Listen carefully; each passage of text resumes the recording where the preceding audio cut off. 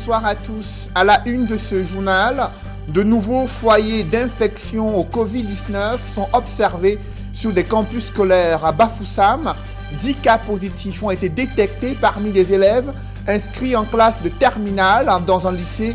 La région de l'Ouest enregistre un nombre inquiétant de personnes décédées des suites de cette maladie à coronavirus.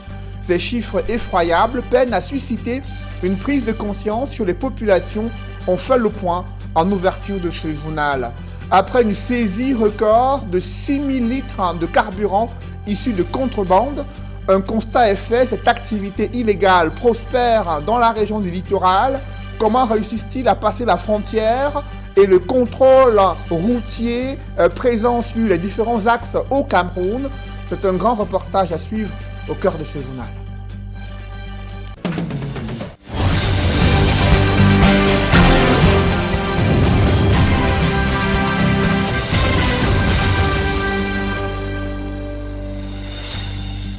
Merci de suivre cette édition complète de l'information sur Equinox Télévision. La deuxième vague d'épidémie de Covid-19 frappe de plein fouet la région de l'Ouest.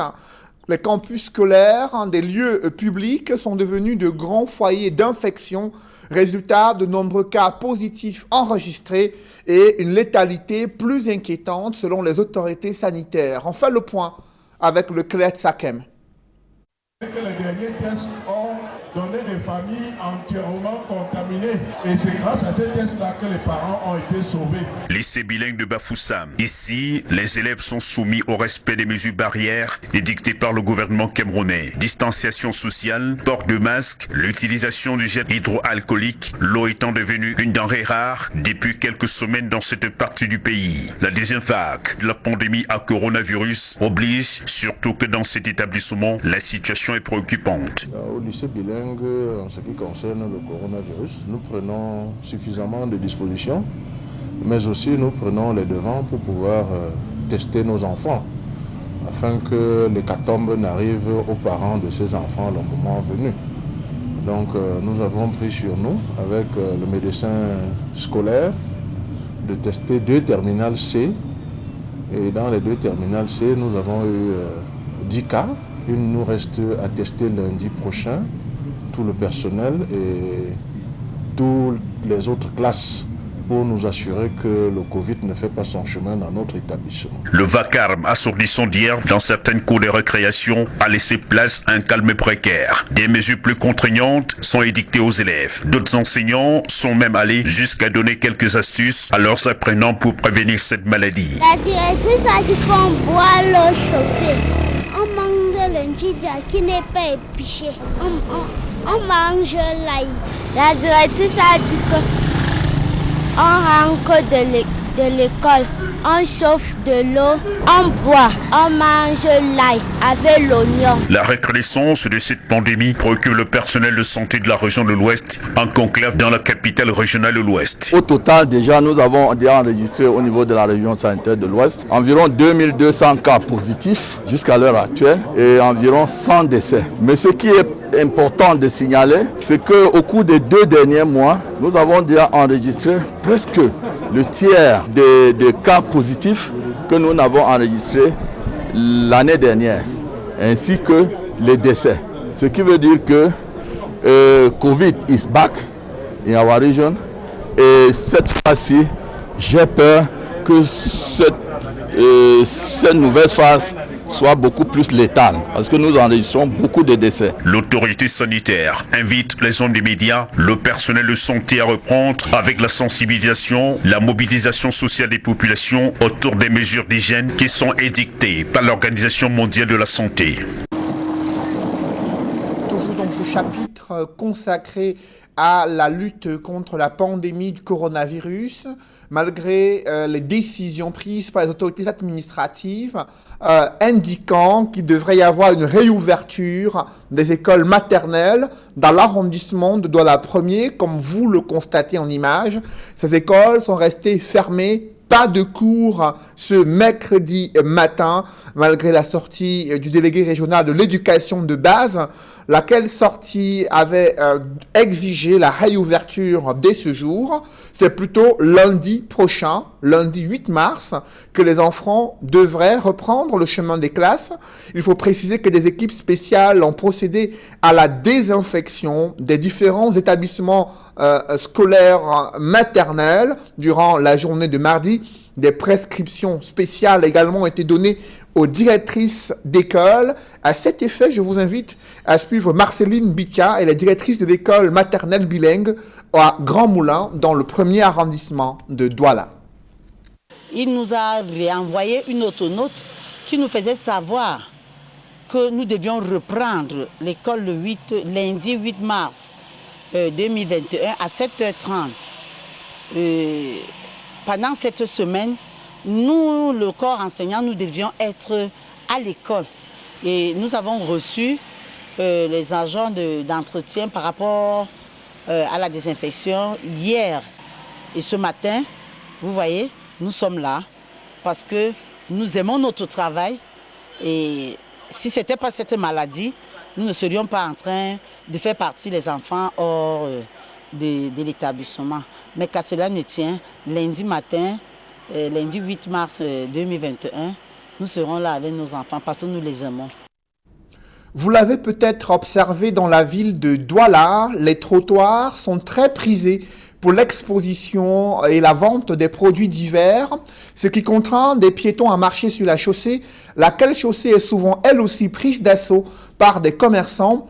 Devant ce phénomène de désordre urbain et de congestion des grands carrefours, le maire de la ville exhorte les commerçants à restituer les trottoirs aux piétons.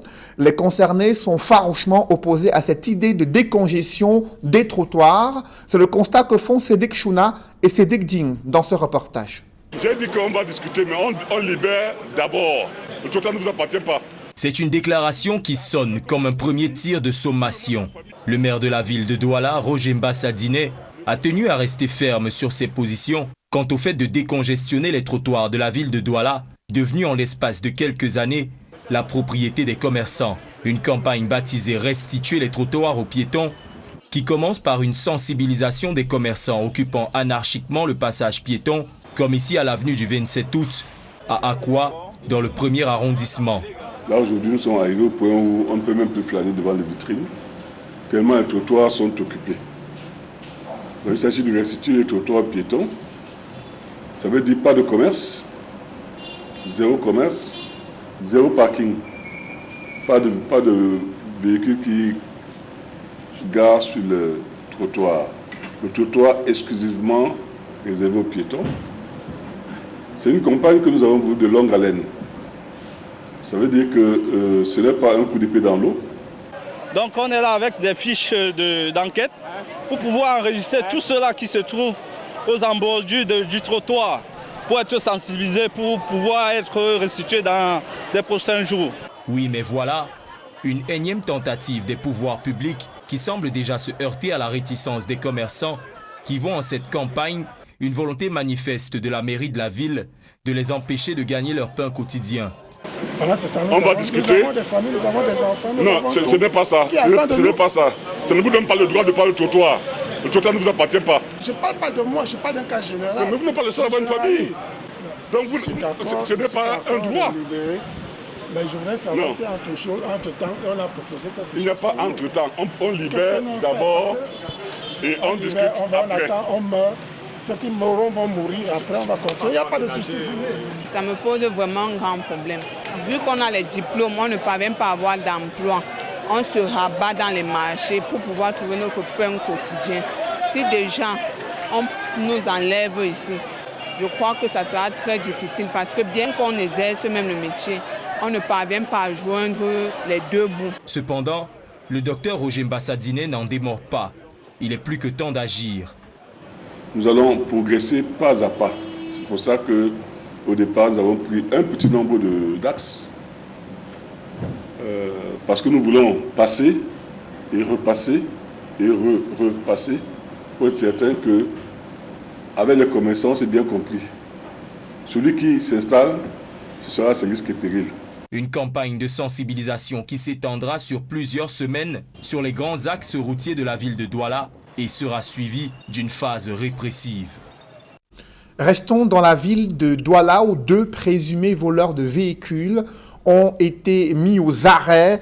Ils sont tombés dans un piège tendu par les forces de maintien de l'ordre au moment où ils s'apprêtaient à vendre un véhicule volé chez une dame au lieu dit PK14 à Douala. Après ce coup de filet, les populations ont été appelées à collaborer avec les forces de maintien de l'ordre afin de débusquer les malfrats dans la capitale économique du Cameroun. Le récit des faits avec Innocent Abega et Vivien Tonfac. Le groupement mobile d'intervention numéro 2 de Douala vient de mettre le grappin sur ces 2 présumés voleurs de véhicules. Leur dernier forfait remonte au 20 février dernier à PK14. La nuit du 20 au 21 février 2021, j'ai garé mon véhicule à l'entrée de chez moi parce que mon portail ne permet pas qu'on puisse garer à l'intérieur. J'ai garé et j'ai fermé les clés de pédale en sachant que je suis en sécurité. Et quand le matin je me lève pour aller au travail, j'avance, je me demande mais est-ce que j'ai garé vraiment ici? Malheureusement, le véhicule avait été emporté déjà dans la nuit. Saisis, les fins limiers de la police vont aussitôt se mettre en branle. À la suite du vol de ce véhicule, évidemment, un communiqué lancé dans le réseau phonique, lequel communiqué a été aussitôt capté par les collaborateurs de la brigade anticriminalité, que nous avons fait immédiatement mouvoir. Et c'est à la suite de renseignements recueillis auprès de populations et autres que nous avons pu situer ce véhicule du côté de Bonabéry, à Mabanda. Le traquenard bien ficelé permettra d'abord de neutraliser Jean-Joseph Kamna à Mambanda, dans l'arrondissement de Douala 4e. L'exploitation de ce dernier conduira la police sur les traces de son acolyte, René Merkis Temoué, bien connu dans les registres de la police, pour avoir été maintes fois interpellé pour des faits similaires. En plus du véhicule recherché, cet autre a été retrouvé, mais son légitime propriétaire n'a pas encore été identifié. Après ce coup d'éclat, les forces de l'ordre saluent la fructueuse collaboration de la population qu'elle invite à maintenir le cap. Parlons à présent de la contrebande qui engendre des pertes de plusieurs milliards de francs CFA au Cameroun. L'activité prospère en raison de multiples complicités dans certaines administrations et au niveau transfrontalier. Illustration avec cette saisie menée par les équipes de contrôle des produits pétroliers. Près de 6000 litres de carburant issus de la contrebande ont été saisis dans le département de la Sanaga maritime. D'autres détails avec Ekoka Lobé et Donald Brice Kamgan. Dans ce magasin retiré en brousse près de la route nationale Douala-Yaoundé, des dizaines de bidons et de fûts contenant du gasoil.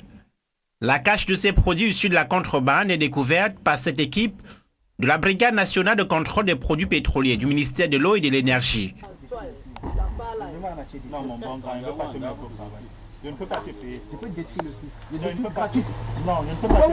La saisie donne lieu à quelques échanges vifs entre les tenanciers et la brigade. Même si c'est illégal, mais ce n'est pas une délinquance, c'est juste parce que le pays ça ne va pas. N'importe qui vit là où il va survivre, mange là où il peut survivre. Et de deux, quand on nous dit fais vendre l'huile rouge, c'est l'huile rouge que tu vas vendre, on ne doit pas venir te déranger. Nous sommes au lieu dit aviation, à Idéa Premier. Non loin de là, une demi-dizaine d'autres lieux de stockage des produits pétroliers illicites sont vidés par les équipes de répression de la fraude. C'est la principale activité au bord de cette route nationale où les jeunes y ont investi par centaines de mille francs CFA, voire à millions pour écouler auprès des véhicules qui vont et viennent. Ce matin, je perds 20 bidons, 780 000. Je suis un père de 3 enfants. Je n'ai pas de travail. Donc, quand ils ont pris comme ça, nous sommes vraiment devenus, on ne sait même pas ce qu'on peut devenir après ça. Nous sommes vraiment perdants. Vraiment que l'État essaye un peu de revoir comment il peut faire. Parce que nous n'avons pas une grande quantité. Derrière ça, on nourrit aussi nos enfants. Tous les jeunes concernés l'admettent. Leur activité est clandestine et dangereuse, à la fois pour la sécurité des biens et des personnes. Et ce sont là les inquiétudes des autorités. Le gouvernement de la République du Cameroun, à travers le ministre de l'eau et de l'énergie, président du comité de coordination de lutte contre la fraude des produits pétroliers, s'est engagé par la lutte de ces produits de contrebande et des produits frelatés à assainir le secteur des produits pétroliers aval qui cause d'énormes pertes financières dans notre économie et qui crée de nombreux incidents graves. Des incidents graves, risques élevés d'incendie lors des manipulations inexpertes, des pertes financières car les taxes et autres impôts dus à l'État sont ainsi perdus dans ce sécu frauduleux. Le gouvernement évalue en milliards de francs CFA de pertes fiscales annuelles liées à la contrebande. À l'issue de cette opération, ce sont pas moins de 5 900 litres d'essence, de gasoil et autres lubrifiants qui ont ainsi été saisis. Dans la Sanaga maritime, le quotidien des femmes est loin d'être un long fleuve tranquille et c'est là où le gouvernement s'est rendu afin de recueillir les préoccupations des femmes en prélude à la journée internationale de la promotion et du respect des droits des femmes. Occasion pour le ministre de la promotion de la femme et de la famille et le gouverneur du littoral de dresser les actions du gouvernement menées en faveur des femmes. Cependant, dans la localité de Pouma, elles ont fait part de leurs difficultés. Évocation dans ce reportage est signé Gladys Sidé. Le ministre de la promotion de la femme et de la famille visite quelques pépinières dans le département de la Sanaga maritime. Ici se fait la culture de bananes plantains, cacao et autres. Réunies en association, les femmes des 11 arrondissements que compte le département de la Sanaga maritime ont profité du lancement de la 36e édition de la Journée internationale des droits des femmes pour évoquer quelques difficultés rencontrées dans leurs activités quotidiennes. Il y a les poussins qui meurent, mais nous voulons essayer de pouvoir apporter le plus pour que ça aille mieux. Le jour de vendredi, il y a les acheteurs, les femmes qui achètent, qui viennent acheter ici à Pouma. Mais elles n'achètent pas comme il faut. À l'esplanade de la place des fêtes de Pouma, elles ont exposé leur savoir-faire dans plusieurs domaines. Pour cette autre célébration qui intervient en contexte Covid-19, des recommandations sont faites. Le message que je voudrais passer, c'est que tout le monde, à commencer par les femmes, respecte les instructions de la plus haute autorité de l'État, c'est-à-dire les mesures barrières. Vous avez vu que nous avons procédé à la distribution des masques aussi chaque fois qu'on trouvait quelqu'un sans masque. La distanciation sociale, on a essayé de l'obtenir en limitant la taille des délégations. Vous savez qu'il y a 11 arrondissements dans la Sanaga maritime. Nous avons limité et nous avons aussi choisi un espace assez vaste. Mais comme vous le constatez, ce n'est pas souvent facile de le faire, mais au moins on a obligé chacun à porter son masque. C'est autour du thème « Leadership féminin pour un futur égalitaire dans le monde de la Covid-19 » que se célèbre la 36e édition de la Journée internationale des droits des femmes. Dans le reste de l'actualité, un pic de violence a été observé dans l'arrondissement de Noir, région du Nord-Ouest. Il y a quelques jours, des affrontements entre communautés auraient fait plusieurs morts, entraîné le pillage et l'incendie des villages, des maisons, des marchés et églises. Les États-Unis d'Amérique appellent les autorités camerounaises à prendre toutes les mesures possibles pour assurer la sécurité des habitants et mener une enquête complète et impartiale afin de tenir pour responsables les coupables. Après avoir présenté les condoléances à toutes les personnes touchées par cette violence, les États-Unis appellent au calme, la cessation immédiate des violences, la promotion de la tolérance et la compréhension mutuelle au sein des communautés touchées dans cette partie du Cameroun.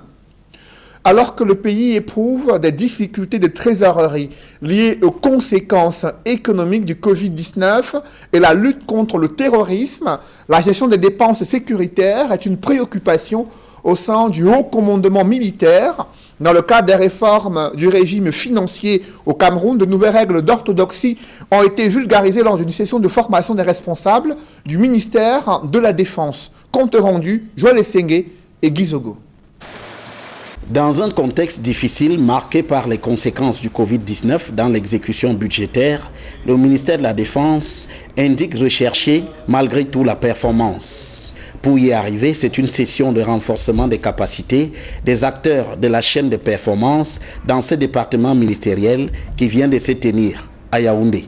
Le contrôle de gestion dont il est question ce jour est l'instrument par excellence du pilotage opérationnel de la mise en œuvre des programmes budgétaires et rentre globalement dans le périmètre de la gestion axée sur les résultats. Il nous fournit les éléments méthodologiques permettant d'obtenir de manière efficiente les résultats les meilleurs dans la résolution des problématiques de politique publique. Dans le détail, le ministère de la Défense fonde des espoirs pour que cette formation assure ses performances en matière budgétaire. Le présent séminaire atelier devrait nous permettre non seulement d'accélérer notre appropriation de nouveaux textes et concepts, mais aussi, et disons-nous surtout, de mettre à jour et poser les jalons d'un parachèvement des dispositifs internes et outils devant accompagner le pilotage de la performance au sein du ministère de la Défense. Et là-dessus, il est question de remettre l'ouvrage sur le métier pour en tirer les outils pour des bonnes pratiques au ministère de la Défense. Les outils conçus dans ce cadre engagent notre ministère dans la recherche de la performance en encadrant de manière formelle et efficace le recueil des résultats de la mise en œuvre des actions, activités et tâches ministérielles, de leur analyse afin de déterminer les écarts avec la planification, de comprendre les causes éventuelles des dysfonctionnements relevés et d'apporter, le cas échéant, les corrections nécessaires. Avec une enveloppe budgétaire de 248 milliards 537 millions de francs CFA, en augmentation de plus de 8 milliards de francs CFA, le ministère de la Défense doit néanmoins faire face à d'importantes sollicitations liées aux nombreuses crises sécuritaires que le Cameroun vit. De quoi se montrer adepte de l'orthodoxie budgétaire. Au-delà des velléités d'insécurité observées en Afrique centrale, d'autres défis plus préoccupants interpellent les gouvernements et les populations. C'est celui de la préservation de l'environnement et de l'écosystème forestier.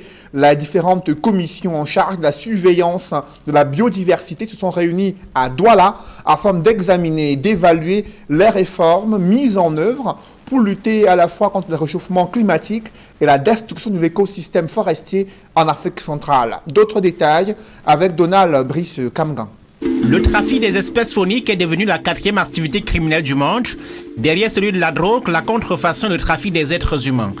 Encouragés par la corruption et les difficultés socio-économiques, les réseaux sont très actifs dans le bassin du Congo. Atténuer le grand braconnage qui se fait dans notre région, notamment du braconnage qui prend des allures des combats, parce que c'est des armes de guerre qui sont maintenant utilisées ces derniers temps.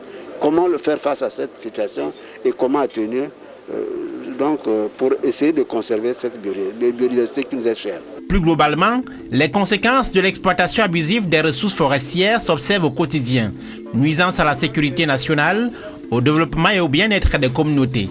Vous savez que certaines espèces animales comme l'éléphant reproduisent la forêt à travers leurs excréments. Donc je crois que c'est mieux de conserver et ils jouent un grand rôle. Et aujourd'hui, si les éléphants s'approchent des villages, c'est à cause de l'exploitation, parce que les arbres qui leur produisent des fruits sont abattus et ils n'ont plus rien à manger. Ils sont obligés de courir vers les plantations des populations. Lutter efficacement contre le trafic des ressources forestières demande des actions urgentes au plan socio-économique, notamment en matière de lutte contre le chômage des jeunes, une plus grande implication des communautés concernées, plaide la société civile. Il y a d'abord la situation de paupérisation des populations, c'est pas justifié déjà, mais c'est une situation qui pour la plupart dans les pays trouve un peu écho à ce stade-là. Les jeunes sont concernés, des familles sont concernées. Deuxième plus grand bassin fluvial du monde après l'Amazonie, le bassin du Congo verra sa population doubler d'ici 2035. Une pression démographique plus grande sur les ressources forestières. La gestion durable de ces ressources sur les 5 prochaines années, c'est l'objet de cette rencontre de la Commission des forêts d'Afrique centrale. Ils sont attendus le plan sous-régional d'action, les moyens ainsi que les stratégies à mobiliser pour sauver les forêts de la sous-région. Dans l'escale internationale, l'opposition ivoirienne reste mobilisée pour les élections législatives prévues le week-end prochain. Les partisans de Laurent Gbagbo et Henri Konan Bédié misent sur leur alliance afin d'engranger les suffrages en faveur de leurs candidats. Pendant ce temps au Tchad, l'opposition se concerte À quelques semaines de l'élection présidentielle, elle pourrait se prononcer sur sa participation ou non en raison, dit-elle, d'un climat politique et social d'intimidation orchestré par le pouvoir en place. La mouture internationale est signée Sylvestre Hippolyte Zangaou. À quelques jours de la fin de la campagne électorale, en vue des législatives du 6 mars prochain en Côte d'Ivoire, l'opposition semble plus que jamais engagée à aller au scrutin. Après avoir massivement boycotté la présidentielle d'il y a 4 mois, les électeurs devront choisir parmi les 1500 candidatures validées, les 250 députés à l'Assemblée nationale, le PDCI, le FPI légal, le COGEP, l'UDPCI et les candidats indépendants se mobilisent pour la victoire. Des alliances se sont même créées, notamment entre le PDCI et les deux Espro-Bagbo. Chacun laisse l'autre présenter ses candidats dans ses fiefs. Au Tchad, l'opposition se concerte sur la nécessité d'aller ou non à la présidentielle du 11 avril prochain. Après l'assaut de la police sur la résidence de Yaya Diallo, dimanche, 3 personnes, dont la mère de l'opposant, ont été tuées lors de cette opération. Ce qui a poussé Saleh Kirzabo, un poids lourd de l'opposition, à retirer sa candidature, accusant le président Idriss Déby Itno d'intimider ses rivaux par l'usage de la force. Tous les opposants au régime tchadien, avec en tête de file Ngarledi Yoronga, le président du parti FA, dénoncent les violences de dimanche dernier et soutiennent pour l'instant le report du scrutin. Il n'est pas possible d'aller aux élections dans un climat de tension, affirme-t-il. Une position battue en brèche par les proches d'Idriss Déby Itno, qui affirme que l'opposition voit déjà venir sa défaite. Que recherche un milliardaire sud-africain propriétaire de compagnies minières dans les milieux du football? La question se pose avec acuité sur le continent à quelques jours de cette élection à la présidence de la Confédération africaine de football. Dr Patrice Motsepe est propriétaire d'un club de football en Afrique du Sud, un club qui rayonne sur le championnat sud-africain et même les championnats continentaux depuis une dizaine d'années. Son ambition est de moderniser le football africain et le football sud-africain. D'autres précisions avec Innocent Abega et Jean-Paul Chouniat. Unlike what we have experienced in many of the empowerment, the black empowerment comes in. Prospère et célèbre dans l'exploitation minière, la finance et surtout le social. Le docteur Patrice Motsepe paraîtra à première vue pour certains comme un néophyte dans la gestion du sport. Pourtant, ce magnat des minerais roule aussi sa bosse dans le football depuis plus d'une vingtaine d'années. L'enfant terrible de Soweto affiche officiellement sa passion et son intérêt pour le football en achetant en 2004 le mythique Mamelodi Sundowns, club cinquantenaire le plus titré de toute l'Afrique du Sud. Avec Patrice Motsepe, l'équipe remporte en 2017 sa première Super Coupe de la CAF devant l'inusable tout-puissant Mazembe, un trophée qui manquait jusque-là au pays de Nelson Mandela.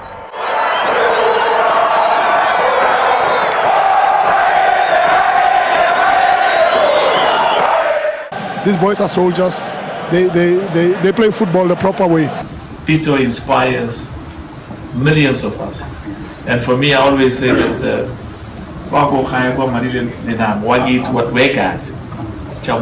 let's clap hands.